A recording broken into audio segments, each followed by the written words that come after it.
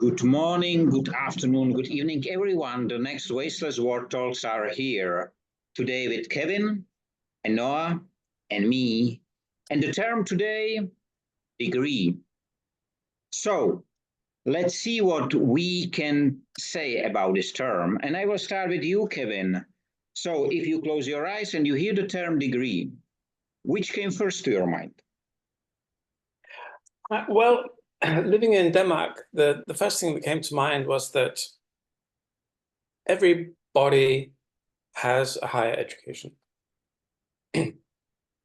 And that it is more uncommon than common not to have a degree.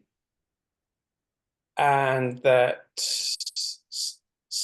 what the Danes value, they all, whatever they're studying, if they're studying a handcraft, a more intellectual subject, what they value more than anything else is to bring creativity to whatever it is you do. So if you have a degree, the way you use your degree afterwards is creatively. And I think that's wonderful. That's interesting.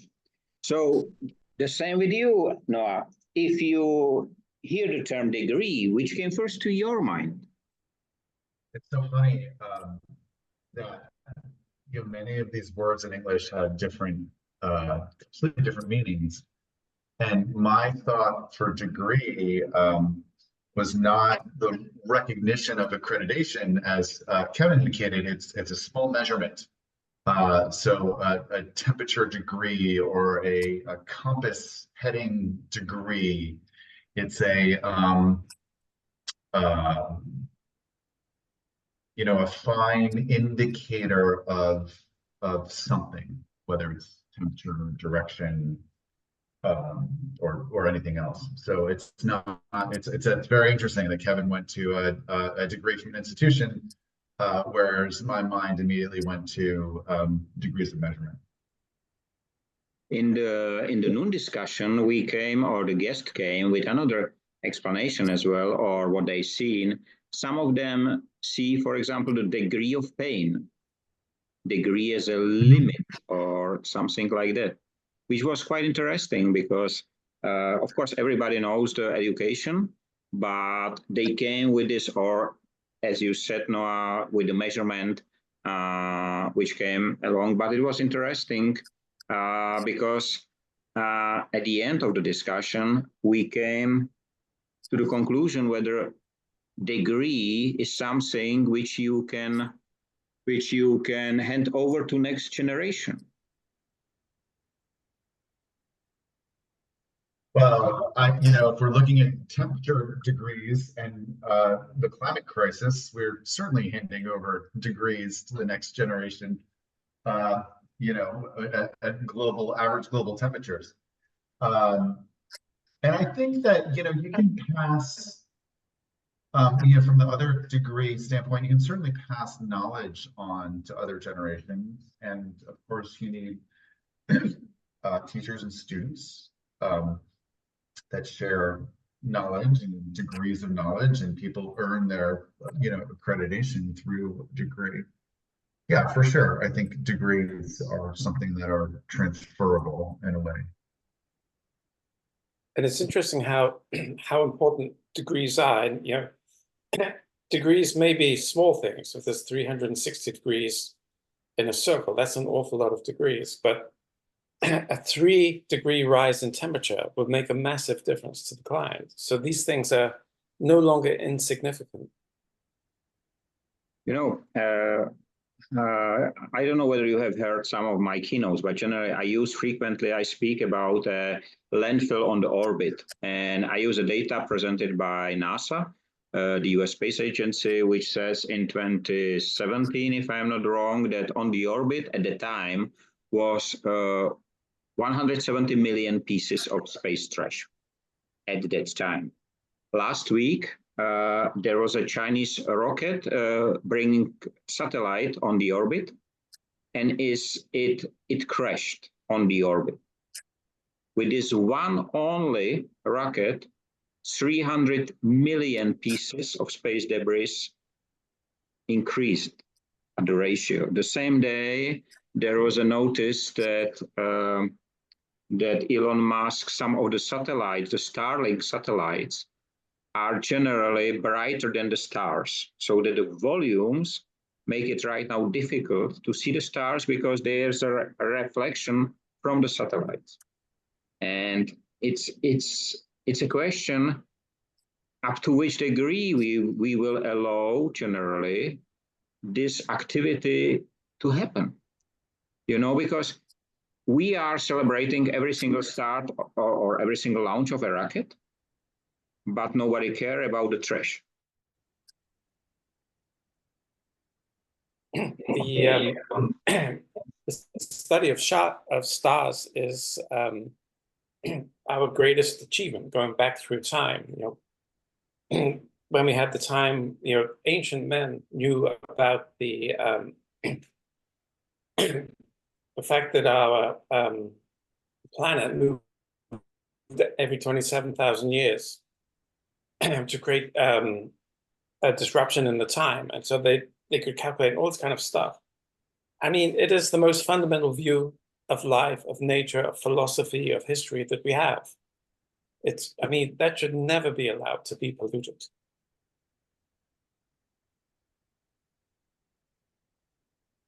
So the question is, if it's so, why do we allow it? Why there is a no limit?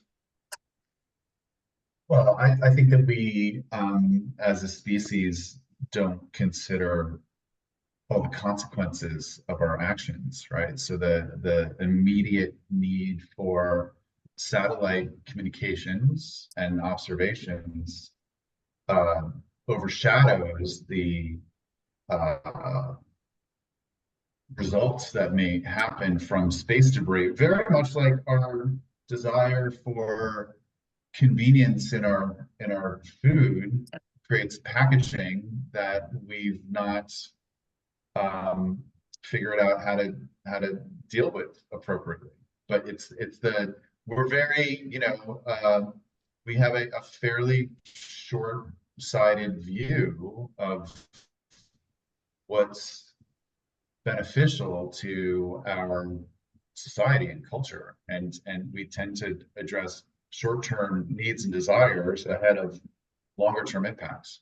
And we're doing this on the planet and around the planet, for sure. You know, when and one thing is, sorry, Michael, one thing is for sure is that it won't be NASA, it won't be Elon Musk, it won't be any of the space agencies who pay to clear it up. It'll be us. It is so. It was generally, for me, the first project which I tried to participate in. It was in 2013, where the Virgin Galactic connected with Jaguar Land Rover, and they have a challenge, and the winner can win a trip to the space. And I participated in. I sent my project. Generally with the reason, because when I would like to clean something or prevent it to happen, I need to see it, I need to touch it. This is my way how to do so. I was thinking, okay, I will go there, I will see, and I will find a solution. It was cancelled after, because there was the one of the rocket boosted and killed, I think, two of the cosmonauts, so has been killed, so they canceled it, of course. And it was never repeated again. But it is quite interesting, as you say, that it will be on us, because when I come back to the degree, I have no degree, so at least the academic degree. And I do remember the times shortly after the Velvet Revolution when I searched a job, when I came back from the UK, and everybody was asking me, do you have a degree? And I said, no. For example, in English, I said, no, but I can speak. And they said, that's not interesting for us. You have to have a degree. And it was only the degree which will give me the opportunity to make the job. 20 years later, when you would like to apply for any governmental job, you need to have a degree. At least in my country. Yeah. The degree is interesting. I don't have an advanced degree either. The degree is an interesting benchmark for a lot of organizations and people to determine if somebody's qualified or not. But what's interesting in America, a degree, you know, an undergrad college degree has become almost worthless, right? It's kind of like a basic need for any you know, any white collar job, and the specialization, right, becomes in a postgraduate world with a postgraduate degree. But what happens there, which is very interesting, is that we tend to our educational systems are set up for depth and not breadth. So somebody may achieve great knowledge, but it's going to be an inch wide and a mile deep. When I believe, and I would imagine that the two of you do as well, is that to solve the problems that we are facing today and to be able to contribute to complex problems and diverse situations, the value for me is in the breadth of knowledge, being able to know a little bit about a lot of things and piece things together. And that's simply not what you get when you get an advanced degree. You get deeper and deeper specialization rather than breadth of knowledge. So that's an interesting thing to think about, you know, as you know, I have children that are, you know, college age now, and to think about how they pursue their education, and if it makes sense for a depth of knowledge, or if they should be working on expanding their set of knowledge to the broadest possible understanding of the things that they can observe and see and try to solve.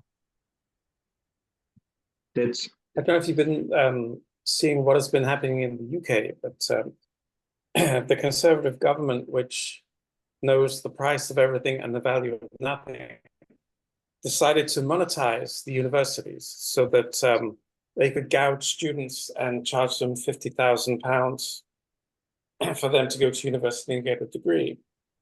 And at first, the universities were making money hand over fist, but now they're all going bankrupt. And finally, that government, or the new government, the British in general, are learning that university education is not a profit center, it's a strategic resource. And you must treat it that way. We have a I remember when I studied, oh, sorry, no. No, I was going to say we have a similar problem in the US, but the burden is on the students. So we have a very expensive education system, and most students go into significant debt to get their degree, and often, you know, go into fields where it becomes incredibly painful, if not impossible, to pay off that debt. So it creates a real trap. Sorry, Kevin, I cut you off. No, that's fine. Actually, I forgot what I was going to say. It couldn't have been that important. what was interesting for me, you know, when I started, not a single university will talk to me because I have no degree. So simple it was. And when I was invited in 2016, I think, 15, not sure, I was invited to the oldest Czech university to speak about my work, about Industry 5.0, logistics, and so on. And it was a very special feeling for me because I was never before on a university, not even speaking there. So, and it was a very special event where more people as speakers act, and I was the last one.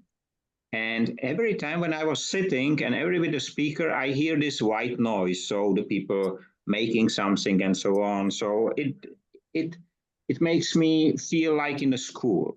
But when I went and started with my speech, it was completely silent, really completely. And till the end, I was thinking, so I am so horrible that the people even do not breathe. They decided to to make a suicide by not taking the breath. But at the end, I ask, of course, do you have a question? The Czechs do not ask, but after it's finished, they have all so many questions. And it was interesting. Since then, I have more than 700 universities, and it is all the time the same. And the interesting part is that the teachers and the professors says all the time, it's easy for you. You are there only for 1 hour, but we are here every day, and we have to deliver every day the same. So it looks like that delivering or serving the education become pain. So how should we expect that the result will not be painful?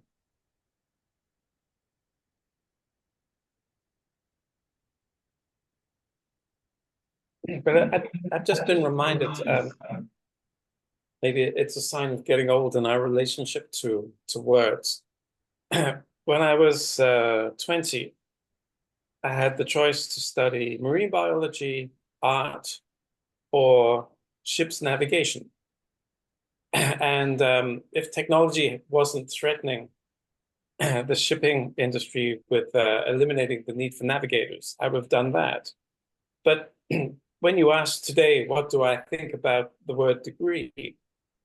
It never struck me at all to think about navigation and degrees and all these things, which 30 years ago would have been top of mind. It's amazing how, as we move through life, things become more and less important.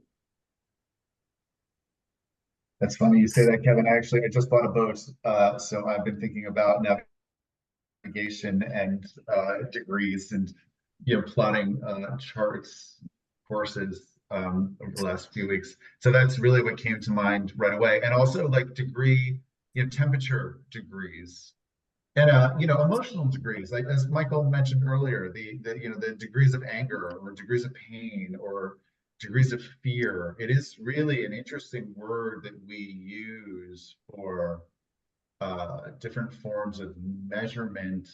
And I'm wondering if there are other measurement terms that apply in so many different ways. We would never say, like the metric system is clear. We've got, meters for length and liters for volume and grams for mass. And in English, we have, feet and inches, yards, miles, etc. for distance. Is there another term that we use that for measurement that has such a range as degrees? There are degrees of difficulty with some things. I think mountaineering has, each mountain has its own degree of difficulty. Okay. So we've got difficulty, temperature, compass headings, emotional and physical states.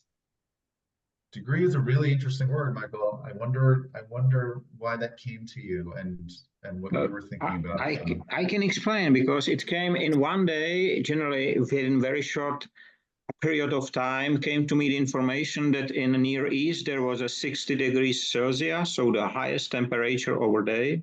And just few minutes later came to me the information that the degrees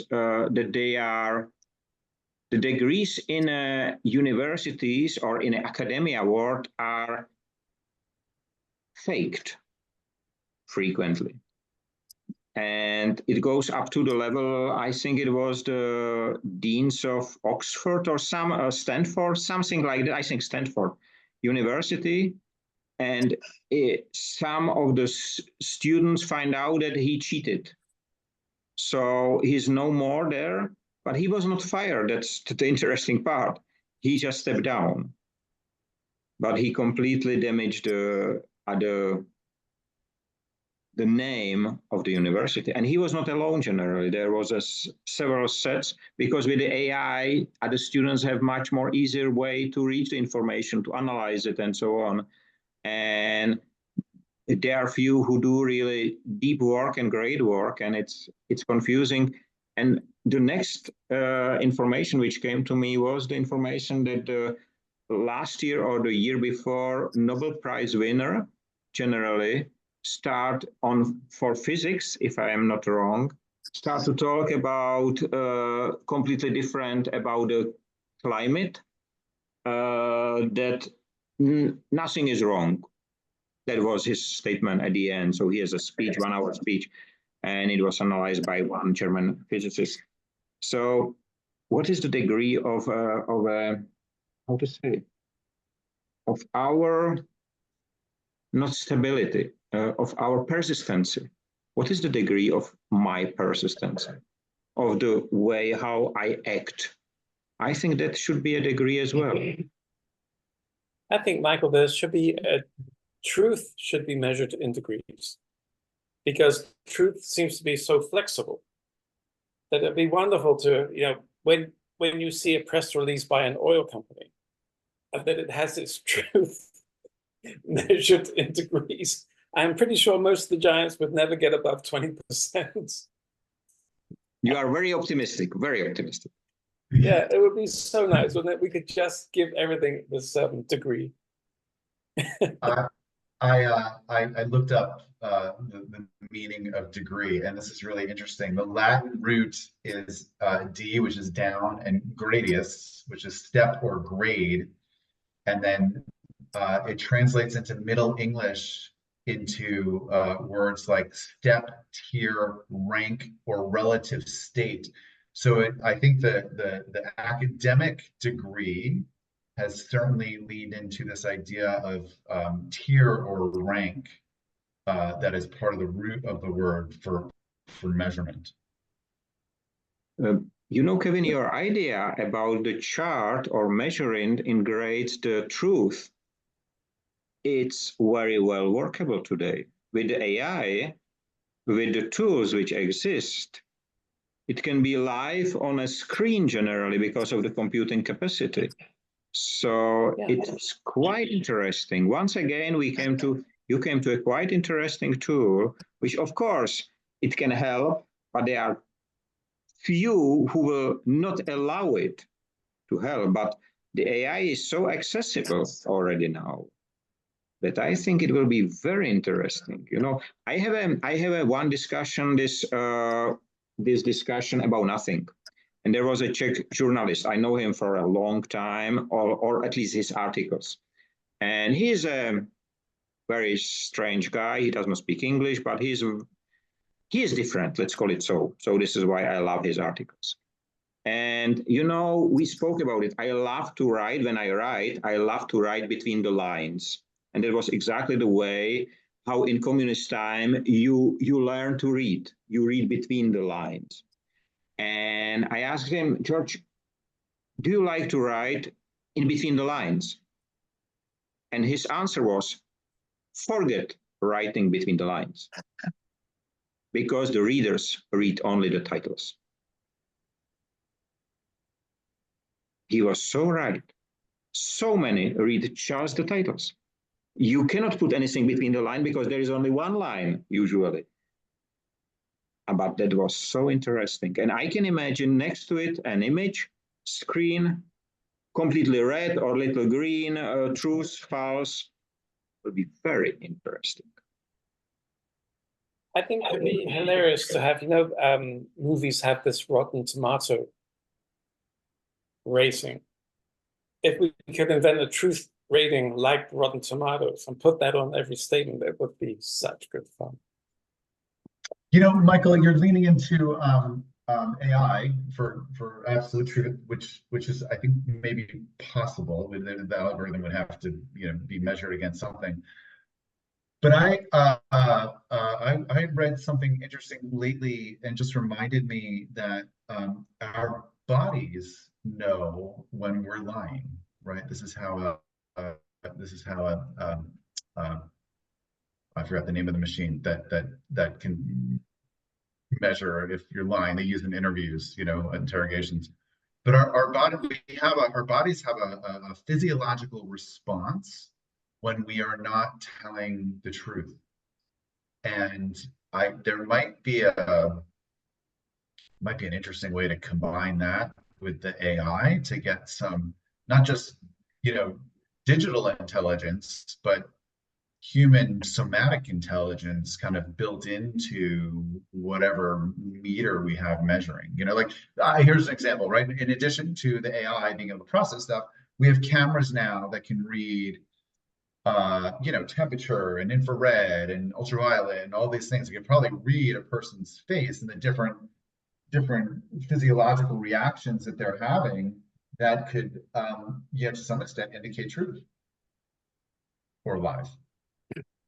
I think that in theory, the great thing about AI is that it shouldn't have bias unless it's paid to be biased. But otherwise, then it has this innocence to it that can only be trusted. It somehow adds to the interest that this poor innocent machine is giving an honest answer to something which absolutely shouldn't have an honest answer to. Well, but that's interesting because then we know that some AI hallucinates, which is in effect lying, right? It just makes things up. So I wonder what's in the algorithms that permit it to do that or encourage it to do that.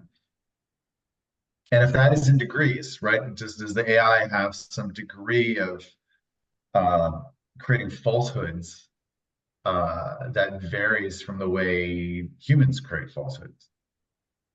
I came back to your physical recognition instead of AI. I will have probably a meeting with a doctor who says we do not have brain here. We have it in different parts of our bodies. This is exactly what you described. And I hope the discussion will be interesting. I'm sure it will be interesting to talk about. But for example, right now, when I see anything where is written Industry 5.0, I immediately recognize whether it's fake or not. I just read a few words or just see an image. And I think it's great. And you mentioned at the beginning, the critical thinking. I think it's very interesting how fast we can improve the critical thinking if you understand and if you concentrate on the topic. I cannot say whether the academics lie about sky and temperatures. I can't say. I can say what they do about Industry 5.0. It's easy. I was there from the very beginning. I really recognize it within seconds. And it is so interesting. It is so interesting that really listening to our bodies can help us to solve these topics. And I think this should be somehow have some grades, how we are able to recognize these things. So I think that, for example, children can recognize even more than the adults. They maybe don't understand the content, but they feel it. Simply, you notice, I feel it's wrong. I feel it's good. I feel whatever. And I think this term feeling, so how to say it, but I like Kevin's idea in the newspapers. I will speak with someone who write but they are paid by the advertisers. So, and generally every marketing is a lie. So it will be only read. Yeah, I think the interesting thing is that, of course, humans were all biased. But if there was an unbiased machine, and you could simply ask it, what is the probability of this statement given by this oil company to be true? And I think the results would be fantastic because, you have this naive machine, which if, our own analysis, we can cheat ourselves, but we know mostly when we're being lied to. If you want to accept it or not, it's something else. But we can suspect, smell a lie. But the machine will have a different kind of intuition based upon knowledge to be able to give its opinion on how true something is. In the communist time, there was very few newspapers in Czechoslovakia. And one of them was called Red Rights. It was very popular. because that was the only one, so it was easy. It was used as a toilet paper when it was red already. It was hard, but you know, if there is none, it helps. But it's generally, I think that most of the publications will look exactly that, red right. It will be just covered with red color. Because I think that the media currently, they don't care whether they share truths or lies. They don't judge. They share what they are paid for. If you pay more, it's the same with, you know my, when I all the time, when I explain the difference between a revolution and evolution. A revolution is a short moment of time where you can pay the soldiers to shoot for you. If you pay more, they will shoot for you. So at the end, few are rich and the rest live in some way of scarcity and control. With evolution, it's a long period of time. Once started, it will never end. And there is no killing. There is no, the tree does not care whether it's, whether I will tell tomorrow will be raining. It doesn't care. It just feels. If it will be raining, it will grow a little bit. If not, it will stay in a, let's say, hibernation phase. And it's quite interesting that I would like to know whether there exists a lying in a world of nature. And I know that some, for example, birds pretend something, or even the mammals pretend to be dead, but they are not dead. Or they build something which pretend to be something, but it's not in reality. So, but I would think camouflage might be an interesting analogy for lying. You think about all sorts of animals, and I think the master of camouflage would be an octopus that can not only change their color, they can change the texture of their skin to blend into things. That is definitely a form of lying, right? They're pretending to be something that they're not as a survival tool. So is this jumping back to, go ahead. You know. I was going to change the subject a little bit, but please finish your thought on lying. I have the same trouble as Kevin. I already forgot it. Okay. So I heard a podcast recently. It was about numbers. And as we're talking about degrees, this really came back to me that it's human nature when we're all children to think of numbers logarithmically. This is why children have trouble counting. They don't understand the relationships between 1, 2, 3, 4, 5, because they view 2 is twice 1, and 3 is a third more, and then 4th is a quarter more. They don't think, we don't think naturally in stepped degrees of the differences between 1, 2, and 3, 4, the way that we do as adults, the way that we're taught to. They think of the world in a relationship logarithmic sense. And I think that's such a very interesting idea, particularly in the context of degrees. Because when you're looking at degrees of change, right, the change from 1 to 2 is 100%. But the change from 10 to 11 is 10%. It's not the same step. It's really an interesting concept of when we talk about degrees and measurement, that our entire numbering system is based in some agreed upon reality of what we're calling objects and their relationships to each other.